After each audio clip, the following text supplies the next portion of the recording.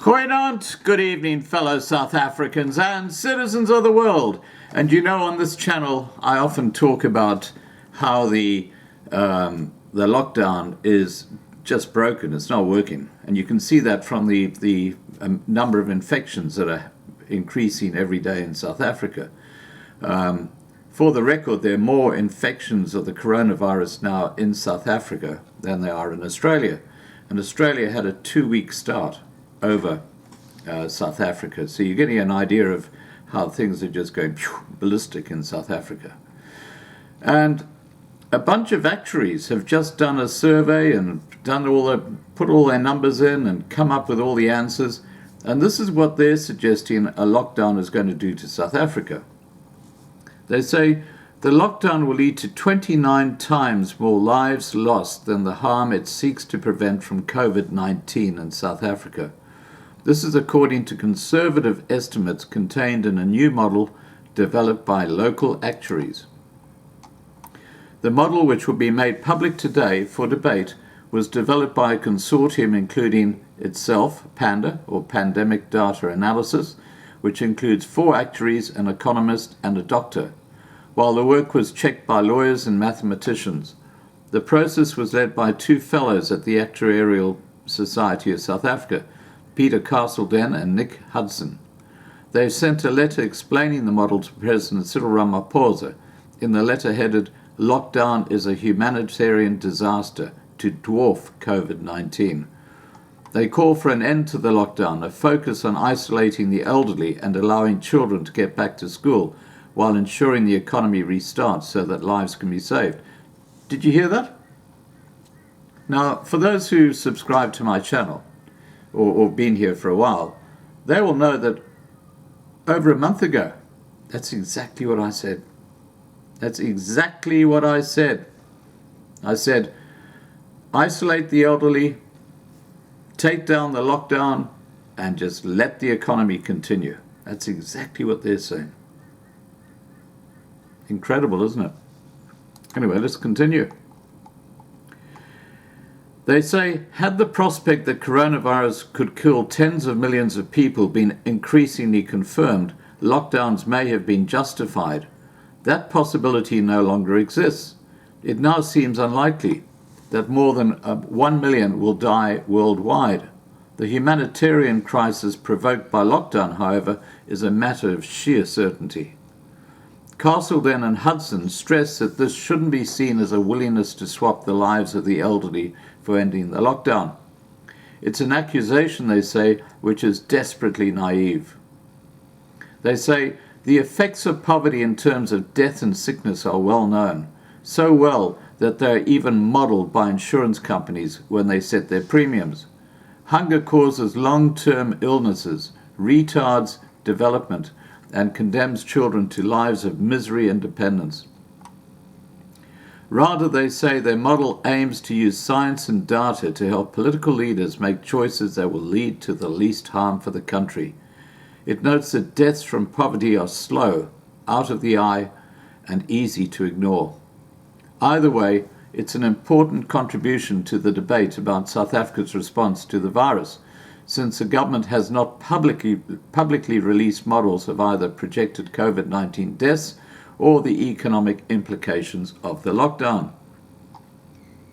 The actuaries used a model comparing years of lives lost from COVID-19 to years of lives lost from the lockdown.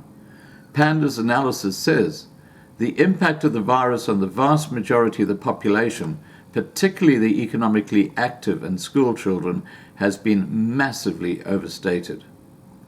Since South Africa's COVID-19 data is so sparse, Castledenne and Hudson used New York's public extensive data, overlaying the percentages of people who died in each age range, onto a model of South Africa's population. This allowed them to establish what percentage of 40-year-olds and what percentage of 80-year-olds would die. For example, if a woman dies at the age of 40 of COVID-19, and typically only very sick young people die, they work out she would have lived another 17.7 years but for the virus. A death of an 80-year-old equals fewer years lost. In South Africa, they estimate that 5.4 years of life have been lost per COVID-19 death. They then multiply this by the range of deaths, which they predict at 20,000, as well as the Actuarial Society's prediction of 88,000 fatalities.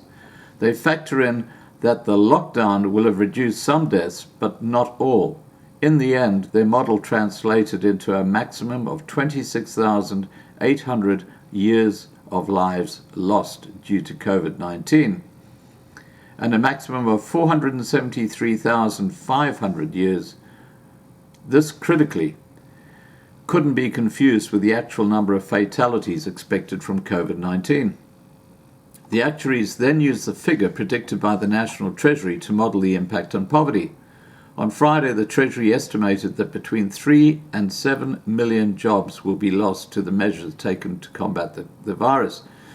The actuaries then worked out that conservatively, 10% of South Africans will become poorer and as a result will lose a few months of their lives.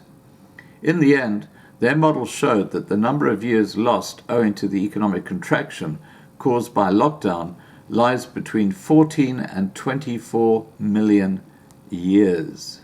Get that? 14 to 24 million years. Huge. They say they erred on the side of caution.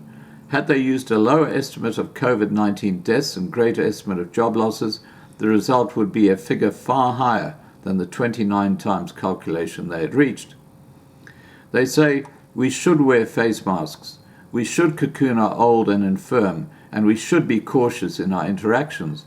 We should not incarcerate the masses in their homes, limiting their hard-earned freedoms and decimating the economic system that furnishes their livelihoods. We should be doing everything we possibly can to allow businesses to operate. Panda's model highlights that based on all public European data, 90% of COVID-19 deaths were in the people of 70 years old or older, with one or more comorbidity, while the relative risk to the young and healthy is negligible. The actuaries then used a second actuarial model called the Preston curve to check their initial calculations and ensure they matched up. Actuaries typically spend their time working out models for how long people will live to ensure life insurance premiums can be properly calculated. If they get it wrong and people die sooner than expected, premiums will be too low, payouts will be made sooner than expected, and insurance companies will go bankrupt. But actuaries also try to model what risk factors can shorten life expectancy and the impact of wealth and health measures. So there you go. You've now got the actuaries confirming that this lockdown is going to kill a lot more people than COVID-19. Absolutely crazy. But you've got the gangster state, the ANC government running the country, so God knows what they're going to do next. Please remember to subscribe to be kept informed. Ring the bell for the updates. Please like this video. Please share this video. And above all, please stay safe. Bye for now.